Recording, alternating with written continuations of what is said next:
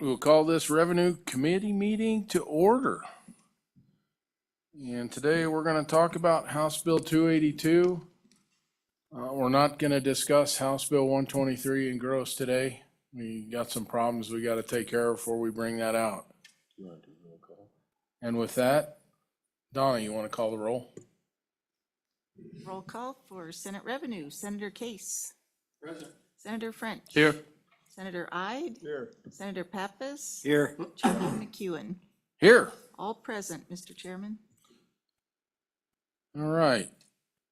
We've closed comment on this. I'm sure everybody has their notes. Open up the bill for discussion.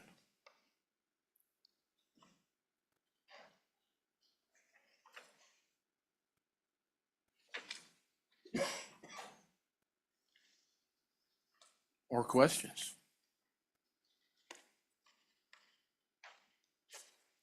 Mr. Chairman, do we have a motion on the bill? We do not yet. Okay. Thank you. What's your pleasure? Mr. Chairman, I would move House Bill Yes. 282. It's been moved by Senator French, Second. seconded by Senator Ide.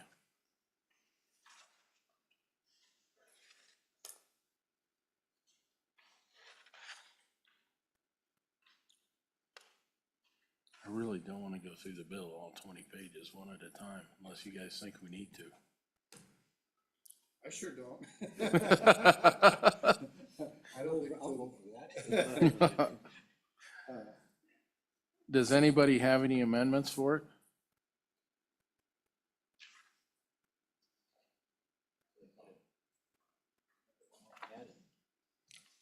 Did we get an amendment?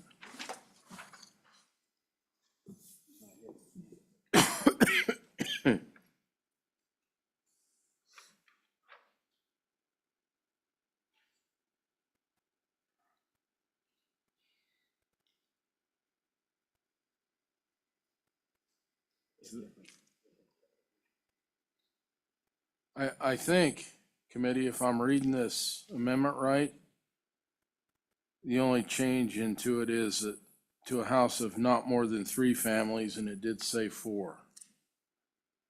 Right, Mr. Chairman. I think we had this amendment when we were here last week, didn't we? Seeing that. Yeah, I think you're right. Yeah. Page 16, 1 through 5.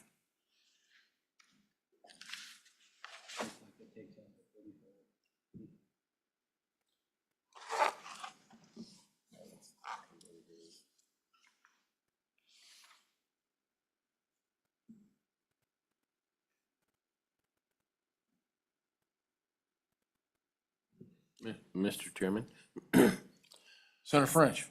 a question, does the associated land, I was still a little confused on that one. Is that out, is it just in this bill strictly the residential part, or is there any associated land that's, would be tied to the residential? I was a little unsure on that one. Can we get the director up here? Because I think I agree with you, but it is a little confusing. I think that's what this amendment is doing, is taking out the associated land. Doesn't look like the 35 acres is in there. But it says and includes associated residential land. But the, oh, yeah. It just takes out the, The 35 to. acres that are associated? yeah. Is that how you read that, ma'am? Mr. Chairman, Brenda Henson, Director of the Department of Revenue. So the definition that is found on page 15, line 19, that definition was used in several exemption bills. And I think that that's where some of the confusion came. But keeping in mind that this is an acquisition value bill, that's where some of the confusion came in, that when I purchase a property, let's say it's the house, it's 40 acres of land, and it's 2 pole barns. What this says is residential real property shall be valued using acquisition value, but it can only be, up to 4 family, including up to 35 acres of land and the detached garage. So the question being, when I buy something, I buy the whole property. How are we going to apply this language to this acquisition value, where when I buy something, I buy the whole thing? So I think that that's where possibly I did not see the proposed amendment that Chairman Locke had.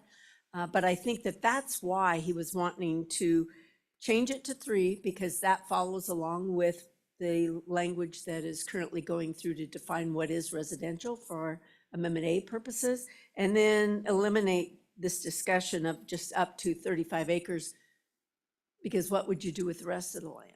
And how would you use that acquisition value? And so it was my understanding that he was advocating for eliminating that discussion about the associated land and just including the parcel. I'm not sure how the committee wants to structure that, but I think it definitely needs some work if you're going to define that.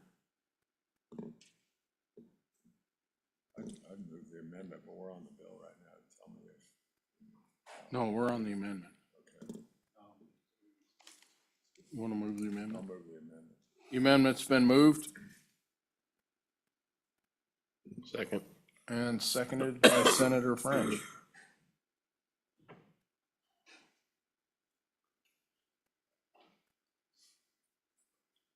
Mr. Chairman. Senator Case. Mr. Chairman, I like that it reduces it from the 4 values to 3 values. It limits, that's limiting. But I don't understand exactly how this part about the land interacts with the rest of the bill. Representative Locke, come on down. You're the next contestant on the revenue is right.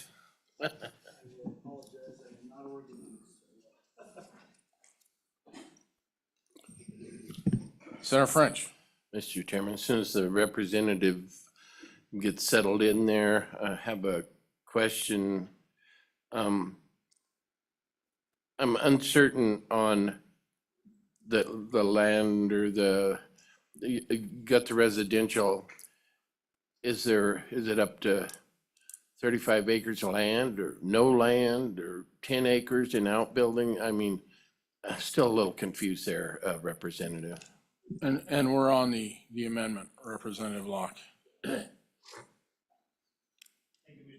Thank you, Mr. Chairman.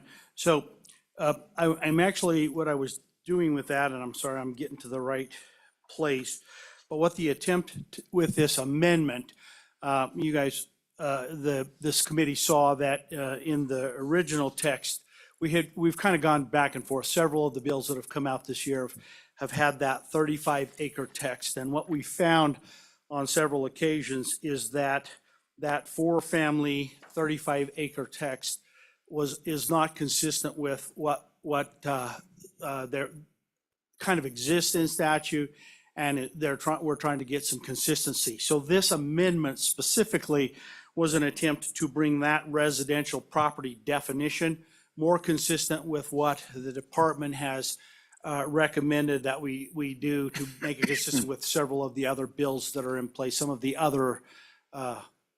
exemptions that have gone through and some of the other bills that have passed through. So that's what the amendment was an attempt to do, is to bring some consistency to that.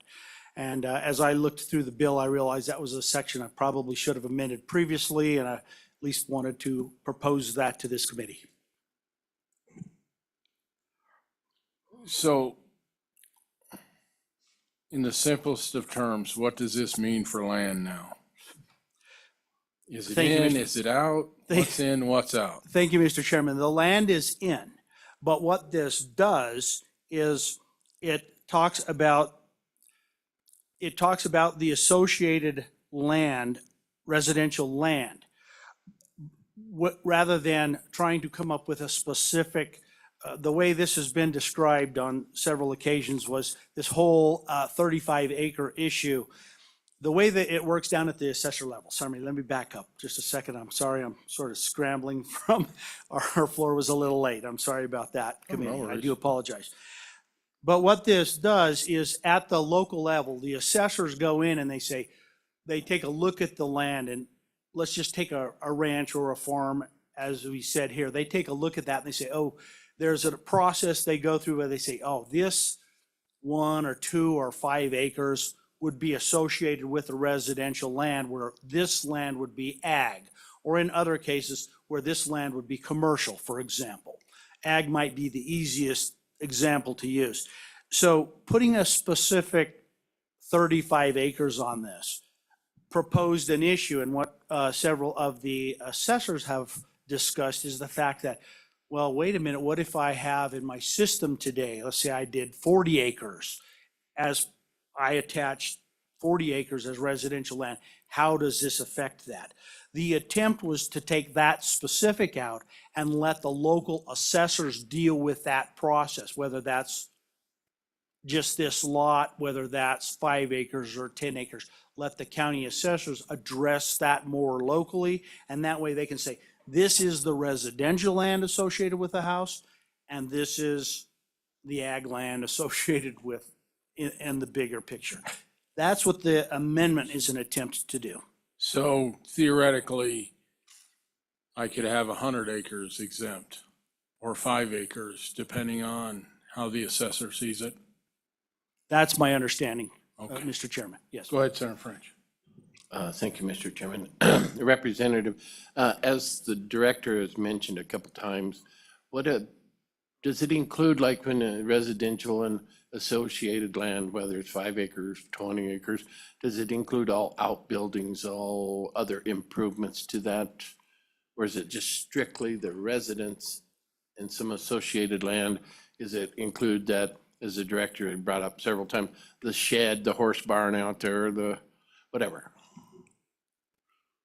Well, in this, Mr. Chairman, sorry. Go ahead. Mr. Chairman and Senator French, in this case, the way this definition has been used, it's talking about the property improved by the dwelling designed to house not more than 3 families and includes the residential land.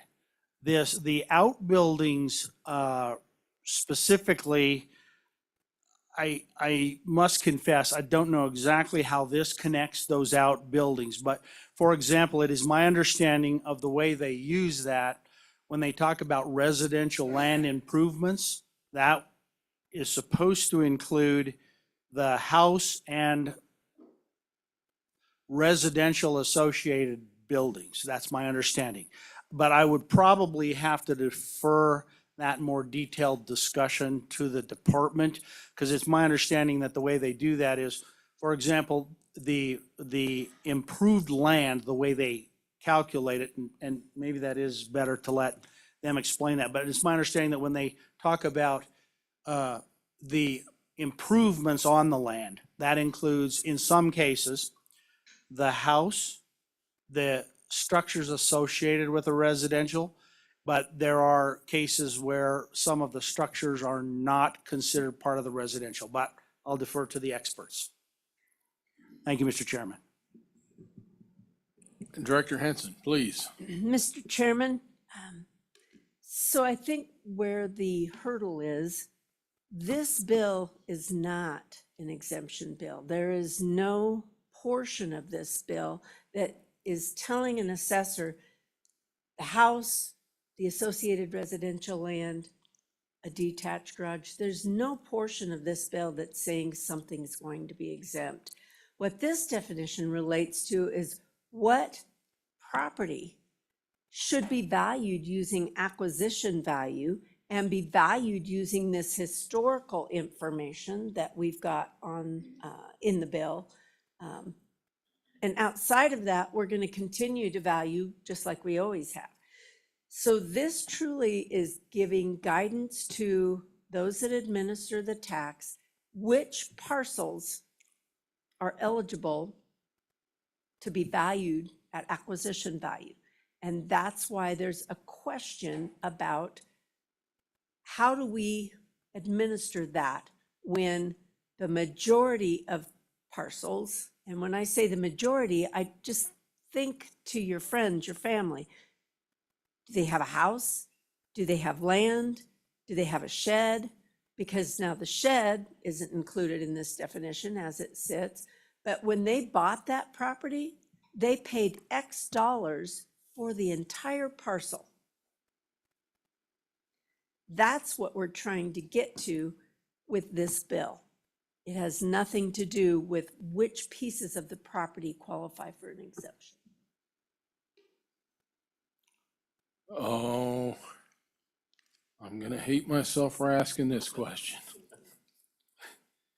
So it gets assessed, and let's say it's 15 acres is what the assessor says is residential property or associated residential land. And there's an outbuilding inside that 15 acres. And then it's a 40-acre plot, and there's an outbill 25 acres outside or 10 acres outside the associated residential land. Would each of those outbuildings be taxed differently? Or, do you understand my question, ma'am? Mr. Chairman, perhaps what you're trying to state is unless you've got a parcel that is simply a single family, a two-family, or a three-family structure, and the associated land, that those are the only parcels that are eligible for acquisition value. If you have an outbuilding, if you have additional land that is not residential, does that mean that that parcel no longer is eligible to be valued at acquisition value? That's the policy question that this tax policy of acquisition value asks this legislature. Because otherwise, you can't have a situation where the buyer tells us they paid $500,000 for Block 1, Lot 2, Smith subdivision. They're not going to say, I paid X dollars for the land, I paid X dollars for the house, I paid X dollars then for all those outbuildings, and therefore the outbuilding should be valued doing something else. I'm not trying to be difficult in this. I'm just trying to identify the type of questions administratively that we have to get figured out before this concept of acquisition value can be administered by county assessors. If we had a perfect world where the land, the house, and that was it, and that's what the sale price included, and that's what we use for acquisition value for a basis for taxation, but that is not the world we live in.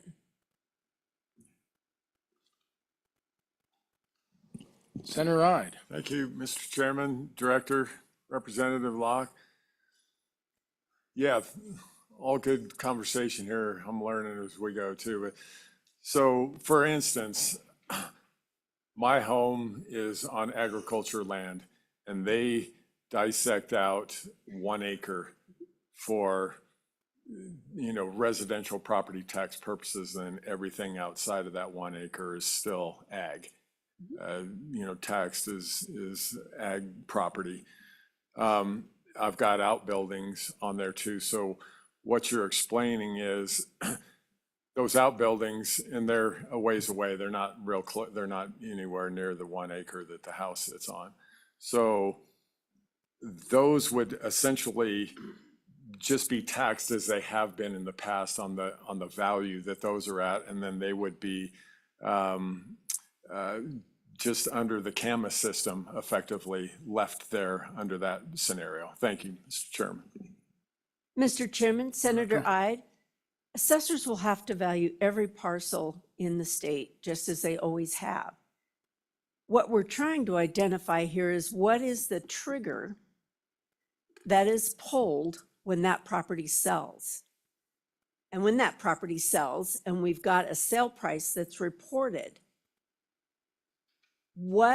because this bill says now we don't use what we typically value. Now what we use is a acquisition cost.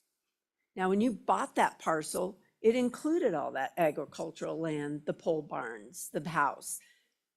What I'm saying is that trying to determine how to administer that, because this bill says we don't appraise that property anymore. We instead substitute an acquisition value, which included all of those components. Go ahead, Senator Ives. Just not to complicate it any further, but we didn't, the ag land was vacant when we bought it. We bought the land and then we built the house, and the 1 acre is on there, and the outbuildings are just, valued as the outbuildings were already there before that. So, yeah, just wanted to make that clear. So new construction kind of makes things a little bit different here as well. Thank you. Mr.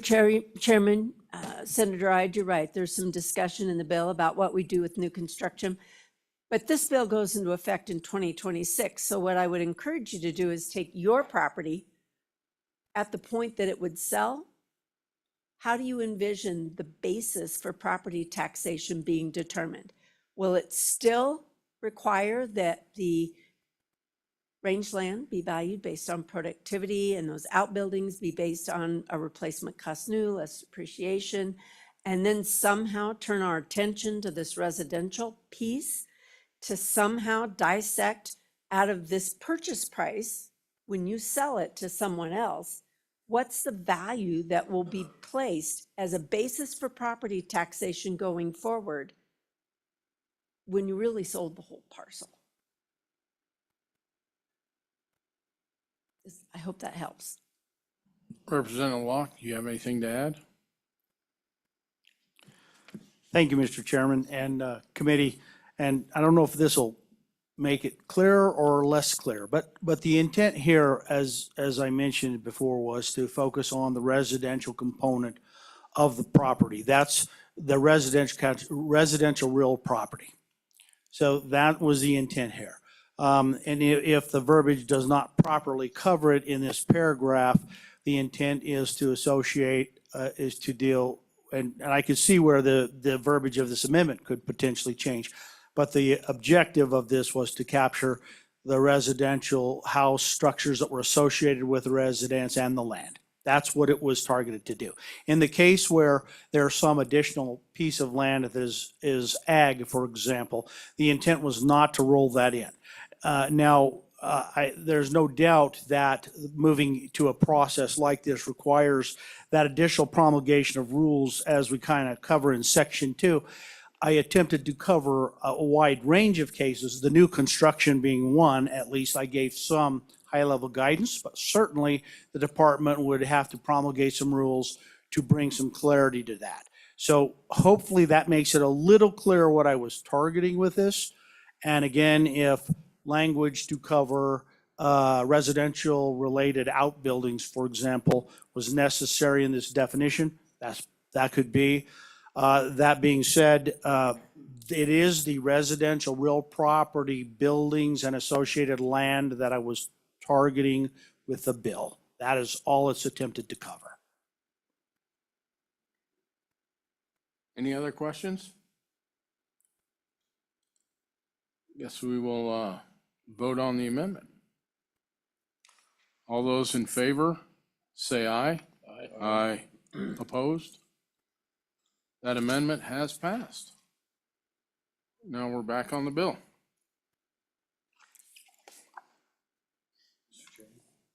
Senator Case.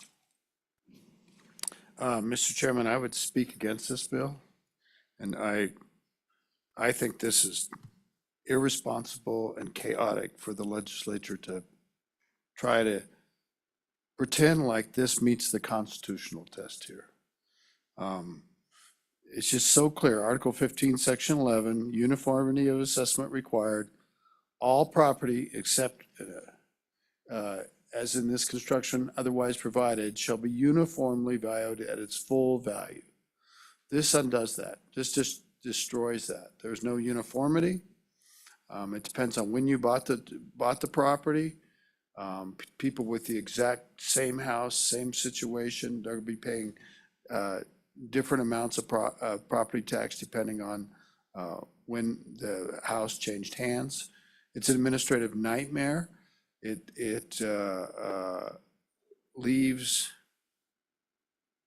the choice of an escalator is arbitrary and doesn't match. It'll leave big gaps when that property's finally coming up or coming down possibly to its actual full value.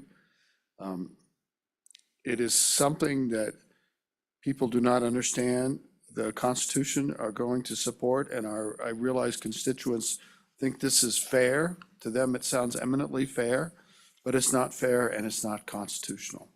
So I hope we'll resist it and vote no. Mr. Chairman. Senator Pappas. Thank you. I agree with my colleague, Senator Case. I really think that this is, I went through the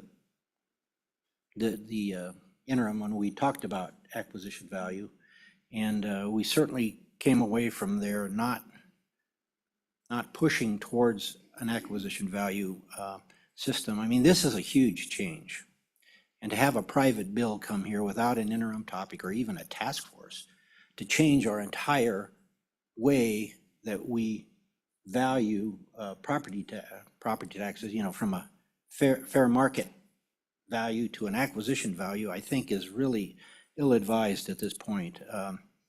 I think if we're going to do it, we need to do it with much more discussion, more people involved. I mean, there's a reason why only one state does it, California, and I understand it's really failed there. Was it Prop 13? I think that brought it about back in, 2012 or whenever it was. But I know people there who have really complained, and they can't even move out of their house now. I mean, I know a person, actually a relative of mine, their home is valued $2.6 million. They're paying half of what I pay in my property tax. They're paying about $2,000 on $2.6 million. Yet right across the street, somebody with a house that's 1/3 is paying 3 times the tax. And it's become very, very controversial in California, at least according to my relatives. And really, California, I think, is trying to figure out how they're going to get out of it.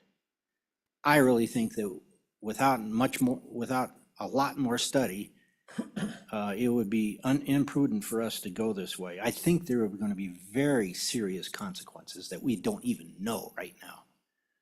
And so, as much as I know you're trying to do the right thing, Representative Locke, I think it's inappropriate for us to pass this without an interim study or without actually more than an interim study. I mean, we are making some huge changes.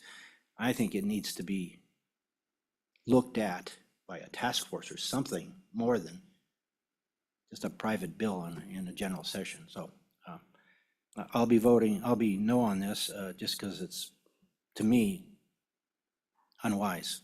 Thank you. So I guess you're not moving to California either? No. Go ahead, Senator Ryan. Thank you, Mr. Chairman. It's a heavy lift, there's no question. I mean, I think the representative would agree with that as well, too. I mean, but, good things start with small seeds. And, the good senator, my far left, we need to talk and debate this more, probably so. That's why I'm in favor of moving this up and having a little more discussion. The constitutionality of a lot of things that we talk about are a moving target depending on what side of the camp you're on. I mean, the money we're using in this nation, the only thing that's constitutional is gold and silver is tender for debts in the state, and we don't live by that rule either. So anyway, I'm all for moving this forward, having some more discussion, and talking about this and fleshing it out. Maybe it will end up in an interim committee this year, but I think this is a good start, and let's talk about it up on the Senate floor. Thank you, Mr. Chairman. Senator French. Thank you, Mr. Chairman. That's where I'm at. I still have a lot of questions on it, but I would vote to advance it to the floor. So we have 31 opinions and 31 voices, Aaron, or chiming in on this. Thank you. Can I have one more shot? You may, Senator Case. Thank you, Mr. Chairman. You know, on the constitutionality, it sounds like we're saying, you know, the constitutions don't matter anymore because it depends on what people say, whether it's the money or whatever. It really, really matters, and it's been litigated. This property, the courts have ruled on this repeatedly. This is how we got this system that we have. It's full value. And there's a reason for that, because we're trying to tax people equally, not give them, not have differences by how long you've owned your house or things, you know, you're trying to be fair in a system where the residential fairness is put against the fairness for the industrial class and for the commercial and for the agriculture. All those things are kind of a balancing act that's in our Constitution and ingrained. This just flat out throws it out the window, and to say that it's just a matter of opinion or something like, that's just not right. There are court cases, and we have an obligation, and we took an oath. And so it would be against my oath to vote for this, to send it up to the floor. It would be part of my oath if I were to vote to change the Constitution in a proposed constitutional amendment to allow this. But clearly this is unconstitutional, and it violates our oath to send it up to the floor. And we are the Revenue Committee. We are informed about revenue matters. We are learning about revenue. It is irresponsible for us to take our job and send it up so that they can get 30 other opinions on it, or 25 other opinions. When we need to do our job. There you go. Senator Hyde. Thank you, Mr. Chairman. Good senator to the right of me makes a lot of good arguments for sure, and that's where I am, our oath. And I don't know whether this is constitutional or not. I'm not a lawyer. And we vote on a lot of things. I mean, the good senator knows I ran a federal lands transfer resolution, and, you know, we had a lot of no votes on that, and it's constitutional. I mean, you read the Constitution, they have a duty to dispose, not to digress, but that's what the Constitution says. So let's flesh out whether it's constitutional or not. That's not for me to decide, but I think I'm still wanting to move this forward, and we'll have that discussion. Thank you, Mr. Chairman.